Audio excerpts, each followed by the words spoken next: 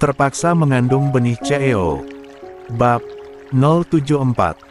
Emang kenyataannya begitu kok. Ayah memang jahat. Bahkan, udah di penjara pun, karma dosanya tetap aja nyiprat ke kita, sumut Linda lagi. Atar menghela nafas panjang. Ada rasa prihatin terhadap kehidupan Mia dan Linda sekarang. Tapi, mau bagaimana lagi? Sudah pernah Bu Utami menawarkan kepada kedua gadis itu untuk tinggal di Jakarta saja bersama dengannya. Namun, baik Mia maupun Linda menolak dan tetap bersikukuh menetap di kampung kelahiran mereka walau tanpa orang tua. Jamuan untuk keluarga calon suami kamu, udah disiapkan? Tanya Zahira mengalihkan pembicaraan. Mia cuma pesan catering aja, Kak. Paling, setengah jam lagi baru sampai, jawab Mia tersenyum. Kakak ada bawa beberapa kue buat tambahan menu jamuan nanti. Linda, bisa tolong bantuin kakak sama Bang Atar turunin dari mobil? Tanya Zahira pada gadis yang duduk di samping Mia. Bisa, angguk Linda antusias. Gadis agak tomboy itu mengikuti langkah Atar yang sudah lebih dulu berjalan keluar menuju mobil. Aku ikut bantuin ya, Kak. Celetuk Mia setengah berteriak. Nggak usah. Kamu duduk diam aja. Sekarang kan udah ada kakak sama Bang Atar. Jadi, kamu santai-santai aja. Jangan kerja-kerja lagi. Nanti kalau makeup kamu luntur, gimana? Kelakar Zahira. Makasih ya, Kak. Lirih Mia terharu. Sama-sama. Kamu tunggu di sini, ya. Ujar Zahira sembari berlari kecil menyusul Atar dan Linda. 10 kotak kue dengan 5 jenis berbeda sudah disiapkan Zahira di atas piring saji. Kata Mia, penyambutannya tak usah terlalu berlebihan karena calon suami Mia pun sudah berpesan untuk menyediakan penyambutan seadanya dan semampunya saja. Baik Zahira dan Atar tampak mengangguk menyetujui. Bersama-sama dengan Linda, pasangan suami istri itu menyelesaikan persiapan penyambutan keluarga calon suami Mia hingga rampung. Assalamualaikum. Akhirnya, yang ditunggu datang juga. Seorang pria dengan kemeja batik berwarna senada dengan kebaya Mia memasuki rumah bersama beberapa anggota keluarga lainnya. Silahkan duduk, Bapak Ibu. Maaf, persiapan kami hanya seadanya, ucap Atar mempersilahkan para tamu untuk duduk di ruang tamu. Awalnya, pembicaraan berlangsung dengan nyaman dan lancar. Saat calon suami Mia menanyakan bahwa bersediakah gadis itu menerima lamarannya, Mia langsung menjawab iya, yang diiringi dengan prosesi penyematan cincin tunangan oleh ibu kandung si calon mempelai laki-laki. 47. Mia tampak begitu bahagia. Tak ayal, gadis itu bahkan meneteskan air mata bahagia. Linda pun tak kalah terharu.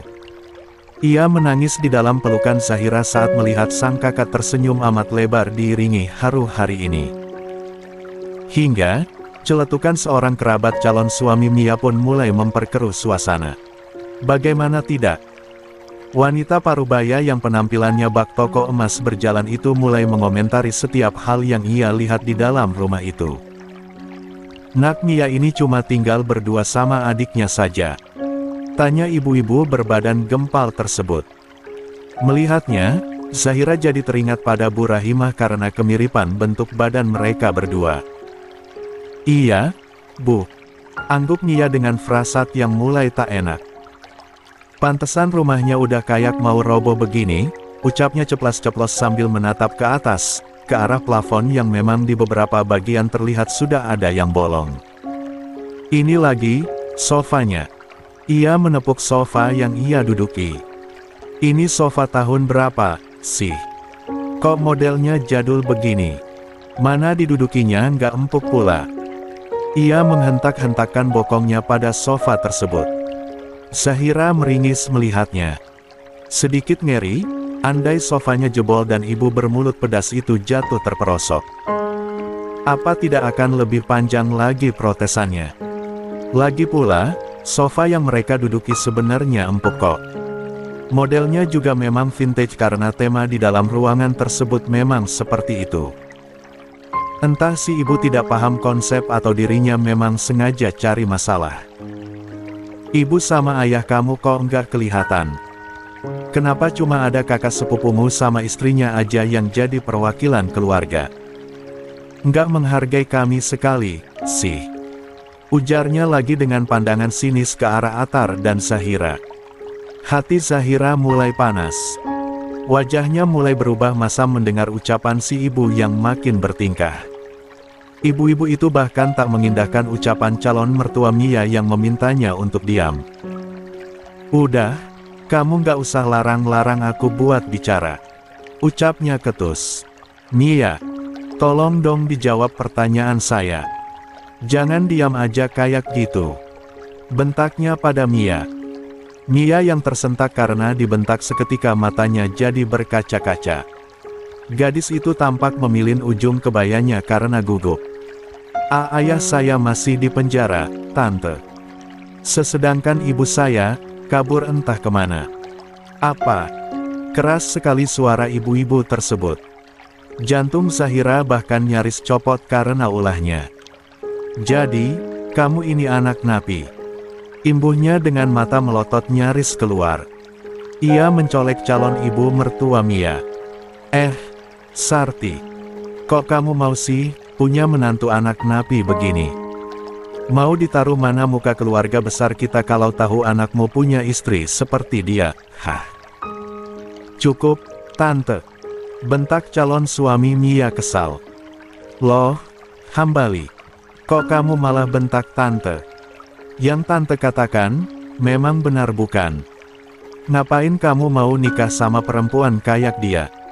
Telunjuknya mengacung begitu saja di depan muka Mia. Bukannya bikin bangga malah bikin aib. Tahu kamu, yang menikah sama Mia itu, saya. Yang akan jadi mertua Mia itu, ibu dan bapak saya. Tapi, kenapa justru malah Tante yang keberatan, sih? Lagi pula, tidak ada yang mengundang Tante kemari karena kami semua sudah tahu bahwa Tante bisanya cuma bikin rusuh. Ucap Hambali, calon suami Mia dengan nafas tersengal. Sabar, bisik Mia pada sang calon suami. Atar tersenyum tipis melihat bagaimana Hambali membela adik sepupunya. Itu artinya, Hambali memang mencintai Mia dan bersedia menjaga harkat martabat Mia sebagai istrinya kelak. Kok kamu jadi nggak sopan begitu sama Tante? Hah?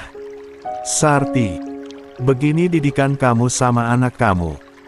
Nggak ada sopan-sopannya sama sekali. Mbak, Ibu Hambali mulai angkat bicara. Hambali dan Mia saling mencintai. Terlepas dari siapa orang tuanya Mia, saya nggak peduli sama sekali. Yang saya dan suami saya lihat adalah kepribadian Mia. Dia 48. Gadis yang baik dan sopan. Nggak ada alasan bagi saya menolak Mia jika anak saya merasa yakin bahwa Mia adalah perempuan yang tepat untuknya. Jangan bodoh, Sarti. Apa yang kamu harapkan dari perempuan seperti ini sebagai menantu? Hah? Setidaknya, menantu saya perempuan baik-baik dan bukan perempuan dunia malam yang pekerjaannya menjajakan diri ke lelaki hidung belang seperti menantumu, Mbak. Jawab Ibu Hambali sengit. Kamu, nggak usah terkejut, Mbak. Kami semua sudah tahu apa profesi menantumu itu. Bahkan, Mbak menikahkan dia dengan anak Mbak dalam keadaan hamil 4 bulan, kan? Tante Hambali tersebut langsung membuang muka sambil menghela nafas kasar. Tanpa berucap apa-apa lagi, dia langsung berdiri dari duduknya kemudian pergi begitu saja dengan mengendarai motor matic besar miliknya. Maafkan kelakuan tante saya, Bang. Ucap Hambali penuh malu pada Atar. Tidak apa-apa, jawab Atar. Saya senang, kamu bersedia membela Mia dari hinaan keluargamu sendiri, imbuhnya. Hambali tersenyum. Bukankah itu sudah jadi kewajiban saya, Bang? Lagi pula, saya sangat mengenal Mia. Dia perempuan paling tepat untuk mendampingi saya, Lirih Hambali sembari menatap wajah sang calon istri penuh arti. Jadi, sudah ditetapkan ya. Acara pernikahannya akan diadakan 1 bulan lagi. Tepatnya, di tanggal 15 Maret. Ya, sepakat. Angguk semua keluarga. Alhamdulillah. Zahira dan Atar mengusap wajah mereka penuh syukur karena acara hari ini berjalan cukup lancar. Abang gak bisa lama-lama. Sekarang, Abang dan Kak Zira harus pamit pulang. Pamit Atar kepada kedua adik sepupunya. Yah, padahal Linda berharap kalian bisa menginap. Lirih Linda lesu. Lain kali ya, Dek.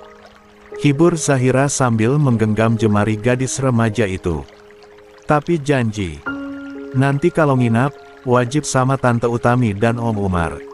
Linda kangen mereka, ucap Linda. Insyaallah. Doakan, semoga pas acara nikahan Nia nanti, kami semua bisa datang. Amin. Setelah berpamitan, Atar dan Zahira akhirnya kembali pulang ke Jakarta. Namun, di tengah perjalanan, Atar berinisiatif untuk mampir ke lembaga pemasyarakatan tempat di mana Om Basri sekarang menjalani masa hukumannya. Kita kok kesini, Bi? Tanya Zahira heran saat mobil berbelok memasuki area yang bagi Zahira sedikit menakutkan tersebut. Kita mau jenguk Om Basri dulu. Nggak apa-apa, kan?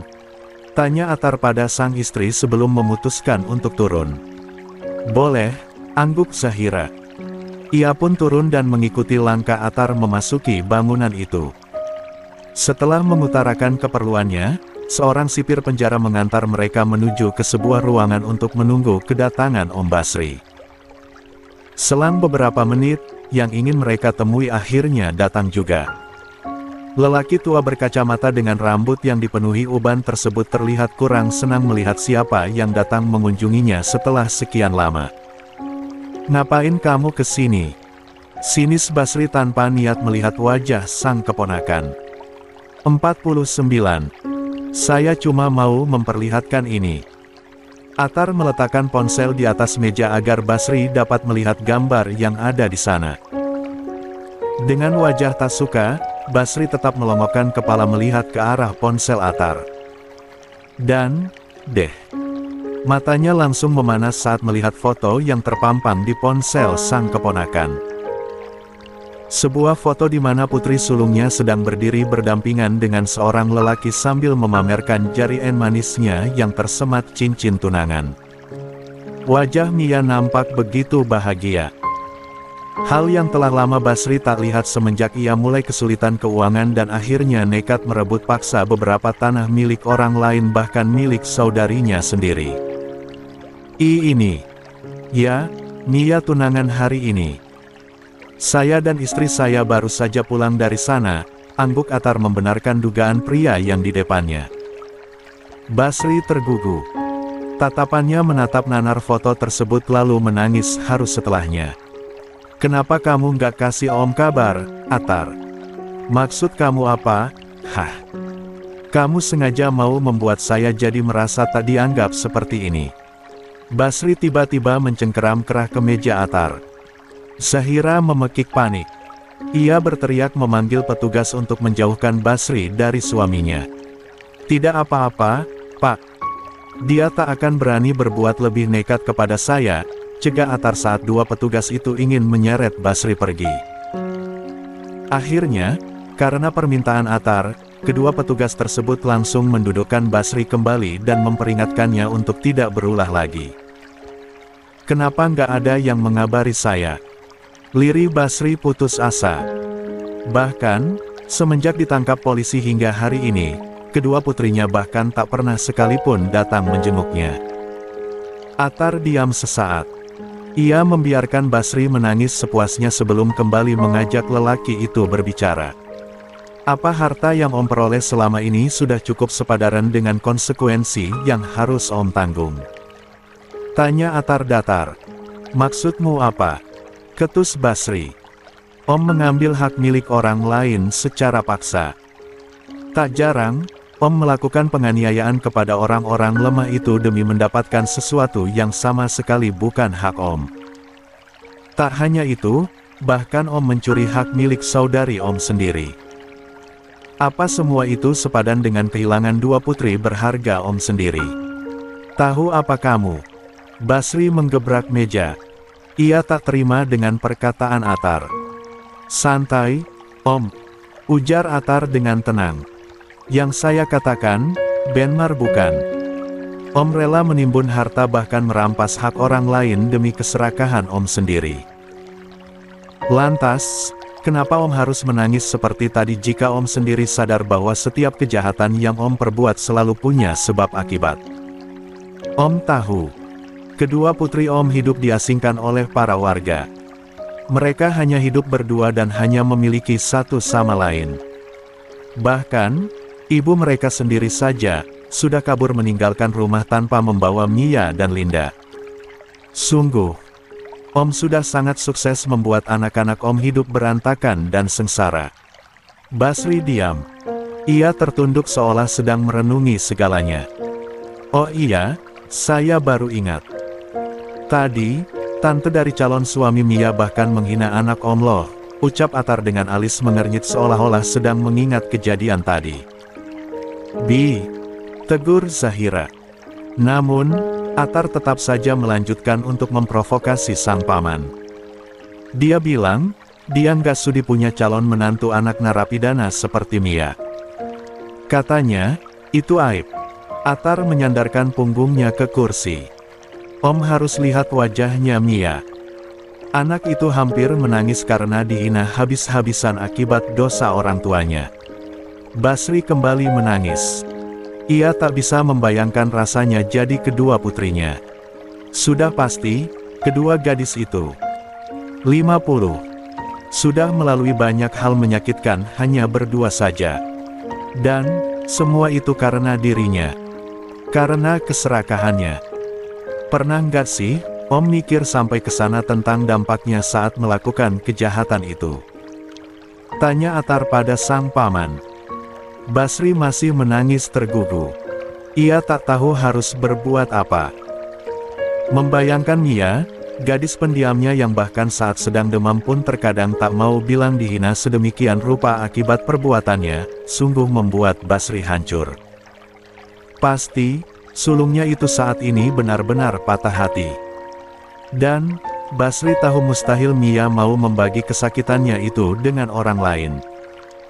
Hal tersebut semakin membuat Basri sakit bukan main. Om tahu. Linda bilang dia sangat membenci Om. Dia, cukup, teriak Basri. Telinganya berdenging hebat mendengar semua ucapan Atar yang bagaikan belati yang bergantian menghujam gendang telinganya. Cukup, Atar. Hentikan, lirihnya lemah tak bertenaga. Melihat sang paman telah berada di titik terendah, Atar menyunggingkan satu seringai tipis di sudut bibirnya. Belum terlambat untuk berubah, Om. Berbenah dirilah, selagi Om di sini.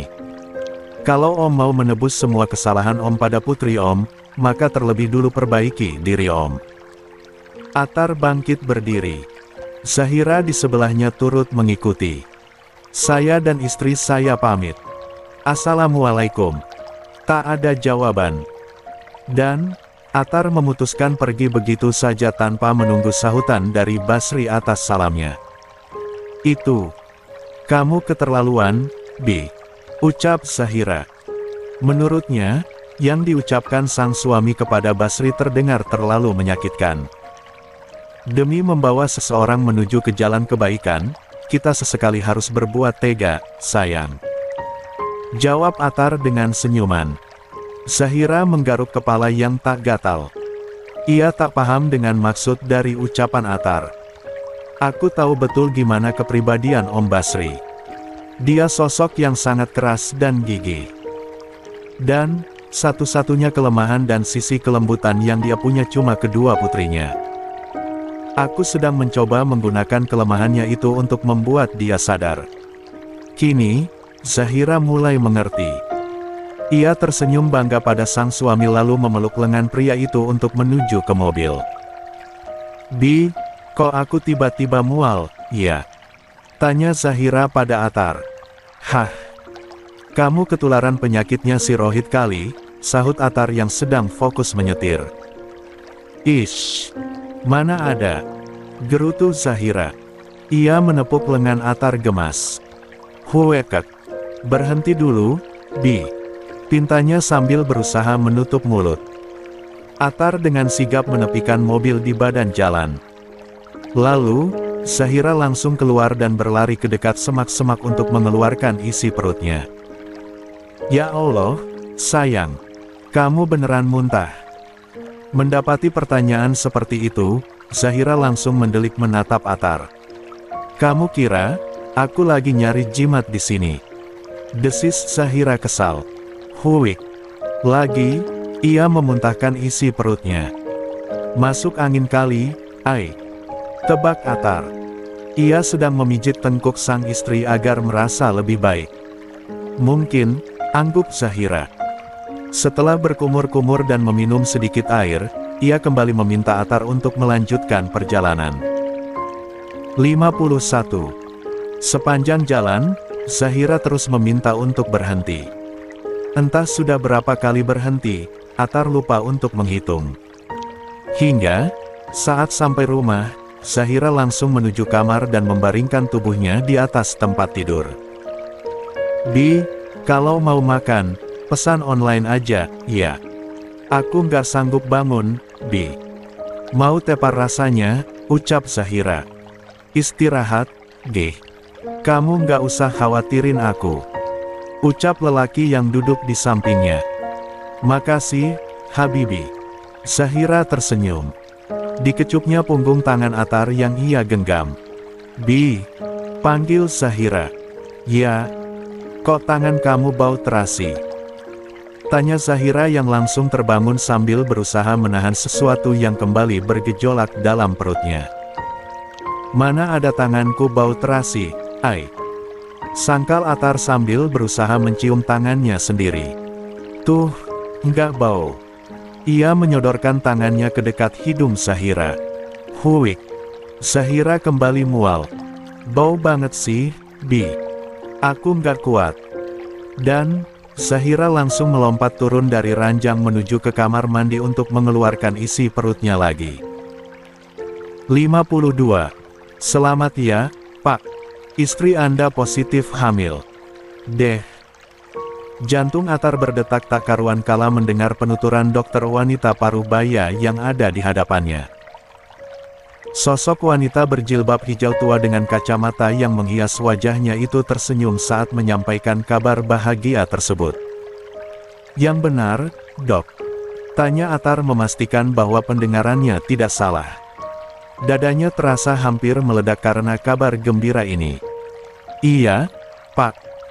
Berdasarkan HPHT atau hari pertama haid terakhir Ibu Zahira, saat ini usia kandungan Ibu Zahira sudah memasuki usia 4 minggu. Alhamdulillah. Atar mengusap wajahnya dengan kedua telapak tangan. Ia menoleh ke arah berangkar di mana sang istri masih terbaring lemah. Senyum mengembang kala tatapannya bersirobok dengan tatapan sang istri. Apa kondisi bayi dan istri saya baik-baik saja, Dok? Tanya Atar yang kembali fokus pada sang dokter. Alhamdulillah. Kondisi janinnya sehat. Hanya saja, untuk Ibu Zahira sendiri, mual dan muntah memang hal yang wajar terjadi pada setiap kehamilan di trimester pertama. Terutama di pagi hari. Apa ada obat yang bisa diberikan untuk mengurangi mual yang dirasakan istri saya, Dok? Jujur, saya kasihan melihat istri saya yang harus bolak-balik kamar mandi karena terus mual dan ingin muntah, ucap Atar penuh kekhawatiran. Ya, sejak pulang dari acara lamaran Nia kemarin, menjelang maghrib, mual muntah Zahira semakin parah. Puncaknya, selesai salat Isya, Zahira semakin tak bisa membendung rasa mualnya. Ia bahkan nyaris terjaga semalaman hanya demi bolak-balik ke kamar mandi untuk mengeluarkan isi perutnya. Ada, Pak. Nanti saya resepkan obatnya. Selain obat, Tolong Ibu Zahira dipastikan banyak mengonsumsi air putih dan istirahat yang cukup ya, Pak. Jangan sampai Ibu Zahira dehidrasi, ucap sang dokter tersenyum. Ia menulis beberapa resep obat dan vitamin untuk ibu hamil pada secarik kertas lalu memberikannya pada Atar. Ini resepnya. Nanti, bisa langsung ditebus di apotik, ya. Terima kasih, Dok, Atar mengangguk lega sambil menerima kertas tersebut. Ia kemudian melangkah mendekati sang istri yang masih terbaring lemah. Jujur saja, Zahira rasanya ingin pingsan mencium bau rumah sakit ini. Bau obat, alkohol, pembersih lantai dan beberapa perlengkapan medis lainnya sungguh menyiksa indera penciuman Zahira yang entah sejak kapan mulai tajam dalam mencium bau. Sayang, udah baikan. Zahira perlahan bangkit dan duduk dari posisi tidurannya. La memegang lengan sang suami untuk meminta kejelasan. Hasilnya gimana, Bi? Tanya Zahira harap-harap cemas. Tadi, ia hanya diperiksa sebentar kemudian diminta untuk melakukan tes urin menggunakan tes pack. Ya, semalam Bu Utami yang menganjurkan Atar untuk membawa sang istri ke dokter untuk periksa karena curiga sang menantu tengah berbadan dua. Dan, begitu sampai di rumah sakit, Zahira justru diberi rujukan ke poli kandungan oleh dokter umum. Sama seperti Bu Utami, dokter umum yang memeriksa Zahira juga curiga kalau pasiennya itu sedang hamil. Alhamdulillah, sayang. Atar memeluk tubuh Zahira lalu melabuhkan kecupan di puncak kepala sang istri. Kamu positif hamil. Mata Zahira mulai berkaca-kaca. Dalam pelukan Atar, ia termangu karena tak menyangka bahwa rezeki luar. 53. Biasa ini akan datang secepat ini. Bi beneran, Bi. Liri Zahira parau. Iya, Ai. Kamu hamil. Sebentar lagi, kita akan punya anak, ucap Atar tak kalah haru. Keduanya menangis sambil berpelukan di dalam ruangan tersebut. Dokter parubaya bernama Widuri tersebut tampak saling pandang dengan suster yang menjadi asistennya sembari menahan senyum. Keduanya merasa seperti obat nyamuk saja di dalam ruangan mereka sendiri. Dokter Widuri berdeham keras. Sontak saja, Atar dan Zahira langsung melepas pelukan mereka lalu mengusap air mata masing-masing dengan salah tingkah. Kondisi Ibu Zahira bagaimana? Apa masih merasa mual dan pusing? Tanya Dokter Widuri ramah. Masih, Dok. Rasanya saya nggak tahan sama bau yang ada di sini, keluh Zahira. Itu wajar, Bu.